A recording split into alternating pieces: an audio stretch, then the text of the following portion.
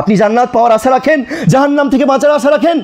আজকে আমরা মুসলিমরা নিজেদের সন্তান, নিজেদের ছেলে মেয়েদের ক্যারিয়ার নিয়ে ভাবছি।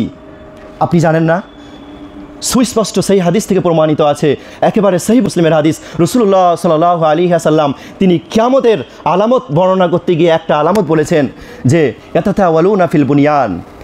শরীরে পরিহিত পোশাক ছিল না, পরনের কোনো চপ্পল ছিল না, জুতো ছিল না, তারা ইয়াতাতাওয়ালুনা ফিল বুনিয়ান, বড় বড় বিল্ডিংয়ে বসবাস করবে।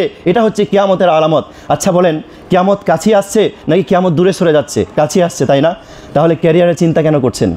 যত দিন যাবে আপনার সন্তানেরা তারা দরিদ্র হবে না, বরং তারা ধনী হবে, এটাই স্বাভাবিক। এই বিশ্বাস আপনাকে রাখতে হবে, কারণ হাদিস কোরআন হচ্ছে মহা সত্য, এর মধ্যে কোনো সন্দেহ নেই। প্রিয় ভাই আমার, আপনি ক্যারিয়ারের কথা ভাবছেন, আর এই সন্তান যার ওপর আপনার এত বেশি অবদান থাকবে, আপনি ইংলিশ মিডিয়ামে পড়াবেন, আপনি এত বেশি তাদেরকে শিক্ষা দিবেন, শিক্ষা দিতে দিতে শেষ বেলায় যখন আপনার মৃত্যু বডি পড়ে থাকবে, ডেড বডি পড়ে থাকবে, সেই অবস্থায় আপনার সেই সন্তান আপনার জন্য দোয়া করা তো দূরের কথা, দেখবেন ভাই ভাইয়ের সাথে জমি ভাগ করা নিয়ে তারা ঝামেলা লেগে যাবে, অথচ আপনার ডেড বডি এখনও পর্যন্ত পড়ে আছে, জানাজা হয়নি। তারপরও আপনি দুনিয়াবি শিক্ষা দেবেন, দেন, প্রয়োজন মতো দেন, কিন্তু আপনাকে বেশি গুরুত্ব দিতে হবে, প্রাধান্য দিতে হবে এই দ্বীনি শিক্ষাকে। সাহাবাই কিরাম রাদিয়াল্লাহু আনহুম এই কোরআনের আলোকে আলোকিত হয়ে তারা কোরআনকে জেনে বুঝে কোরআনকে নিজের জীবনে বাস্তবায়ন করে তারা ছিলেন হেদায়েতের পথের পথিক। আজকে আমরা লাঞ্ছিত হব না? আপনার আমার অবস্থা কি জানেন?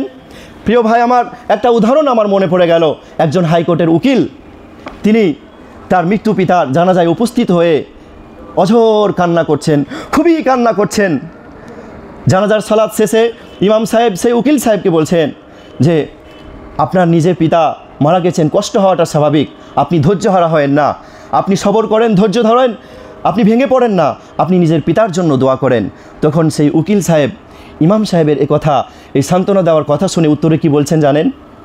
ইমাম সাহেব, আমার পিতা মারা গেছেন, এজন্য তো আমার অবশ্যই কষ্ট হচ্ছে, কিন্তু আমি এজন্য কান্না করছি না, আমি কান্না করছি এজন্য যে আমার পিতার অবদান এত বেশি, এত বেশি, যে তিনি আমাকে এত বেশি শিক্ষা দিয়েছেন, এত বেশি শিক্ষা দিয়ে দিয়ে এত বেশি উচ্চশিক্ষিত করে তুলেছেন যে বর্তমানে আজকে আমি হাইকোর্টের উকিল।